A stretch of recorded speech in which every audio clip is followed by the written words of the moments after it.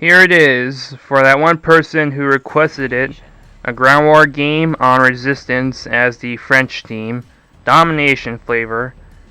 He didn't request for ground war TDM or Domination in particular, just so as long as I'm on the French team.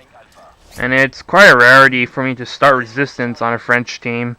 Oftentimes I end up spawning on the Spetsnaz side. What's funny is that when I played this match, it didn't immediately click to me that I was starting on the French side. I actually recorded this match in real time, but discarded it because I thought it wasn't great. And then I went through theater mode and looked at my games, and I just noticed that I actually played on the French team. So luckily I got to re-record it, this time in theater mode. I'm partying with my friend Chris, and I go 41-5 with 4 objective caps. It's been a long time since I kept track of how much objective play I actually done. I capped B twice, A once, and C once. At least I'm pretty sure about me capping B twice. The other 2 flags are a bit hazy. The ending of this game abruptly cuts out since I stopped the recording before a game even enters the results screen in theater mode. So sorry about that, guys.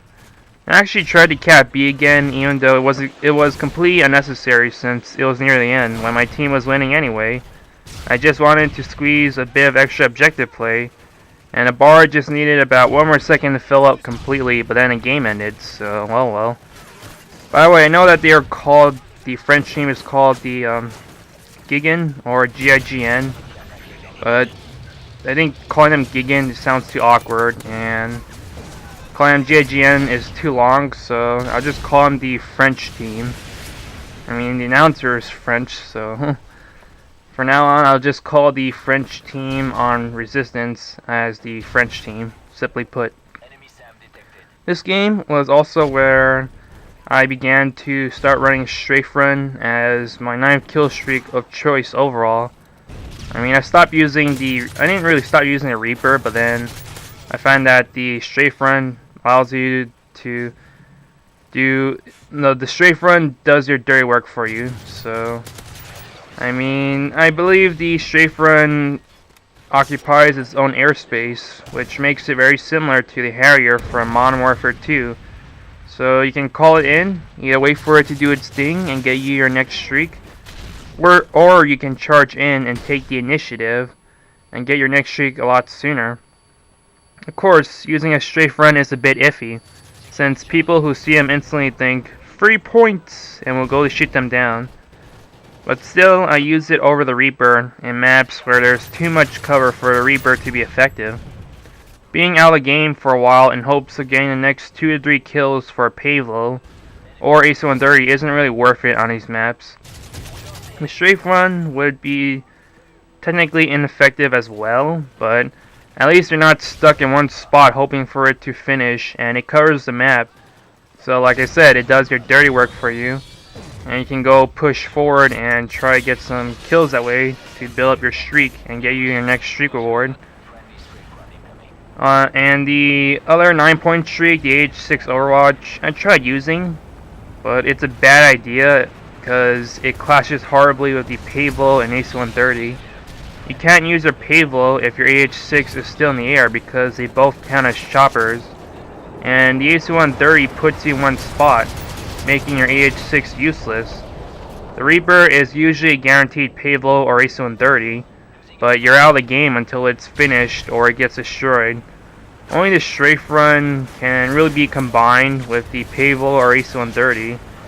Using a Predator, Strafe Run, Pavelow, or AC-130 strike chain is very reminiscent of a Predator Harrier super kill streak chain like Pavelow, Chopper Gunner, or AC-130 in Modern Warfare 2. But then again, most people would opt for a Reaper since it has a flare, and if someone is carrying a Stinger, at least it won't feed them points like the Strafe Run. On a side note, I'm kind of wondering if it's awkward for the announcer on a French team to have his voice work featured only for one map of the entire game. I never touched a campaign, so I'm not sure how much dialogue they recorded for the French voices in the campaign. But the idea of bringing in a guy to do voice work to be featured in a really tiny part of the game is just, I don't know, it's like Infinity War hey, we need to get someone to voice for the French team. It's a little extra work, and they're not going to show up that much online. But what the heck?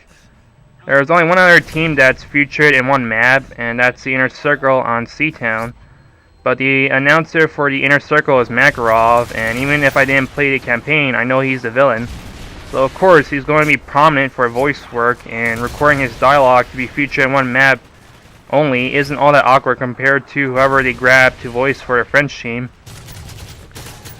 So yeah, the game's about to wrap up, and of course there's not really a whole lot I can do other than get a few more kills and try to get a little more of the objectives.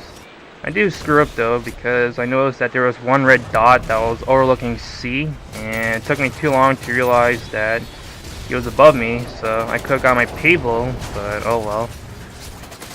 So yeah, game's gonna wrap up. I get 2 more kills with the Akimbo Skorpions. Love those things. And it's game. Hope you enjoy gameplay and commentary, and cheese out.